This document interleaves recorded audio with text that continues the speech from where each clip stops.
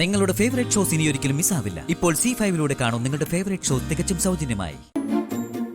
നീയും കൂടി വന്നിട്ട് ഒരു കാര്യം പറയാനിരിക്കുകയായിരുന്നു ഞാൻ. ഈ വരുന്ന വെള്ളിയാഴ്ച മുതൽ രേഖയും ശ്രീലക്ഷ്മിയും അതിരാവിലെ എഴുന്നേറ്റ് അമ്പലത്തിൽ പോണം.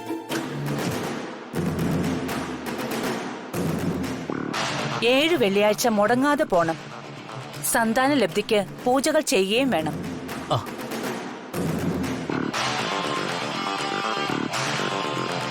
അനിയത്തിക്കുട്ടി പോയാൽ മതി അമ്മേ. അതെന്താ? രേഖ പോയാൽ രഘുവിനും രേഖയ്ക്കും വല്ലേ ഗുണം ഉണ്ടാകൂ? നിനക്കൊരു കുഞ്ഞുണ്ടാകാൻ ശ്രീലക്ഷ്മി നാളെ മുതൽ വിട്ടുണ്ടാവില്ല.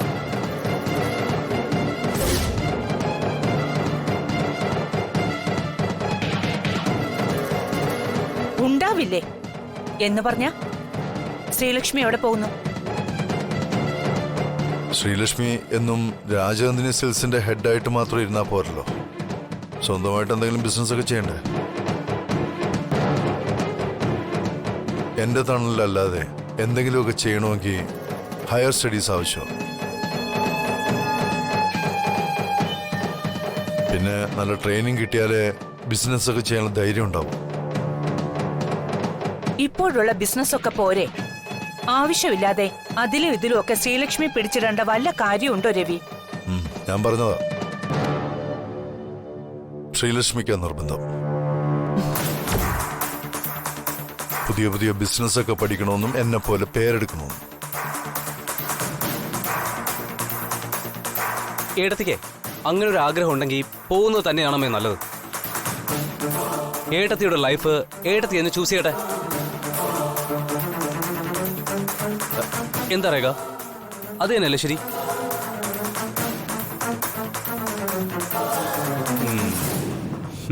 ആരോട്, എന്തിനാ ജീവിച്ചിരിക്കുന്നതെന്ന് പോലും അറിയാത്തവരുടെ ഇടയിൽ കിടന്നിട്ട് ഏട്ടത്തിക്ക് അങ്ങനെ തോന്നിയത് തന്നെ മഹാഭാഗ്യം.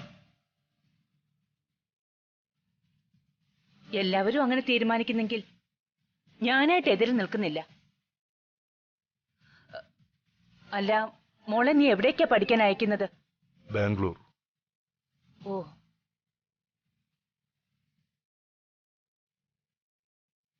മറ്റന്നാൾ മുതൽ അവിടെ കോഴ്സ് സ്റ്റാർട്ട് ചെയ്യും.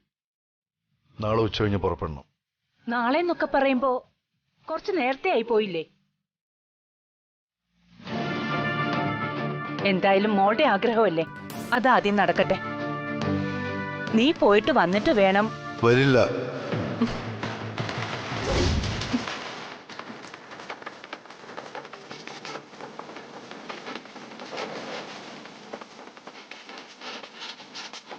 ഈ അടുത്ത കാലത്തൊന്നും ശ്രീലക്ഷ്മിക്ക് തിരികെ വരാൻ പറ്റില്ല. കോഴ്സ് കഴിഞ്ഞാൽ ട്രെയിനിങ്ങിന് അവിടുന്ന് വിദേശത്തേക്ക് പോകും. അതെല്ലാം കഴിഞ്ഞ് മടങ്ങി വരൂ.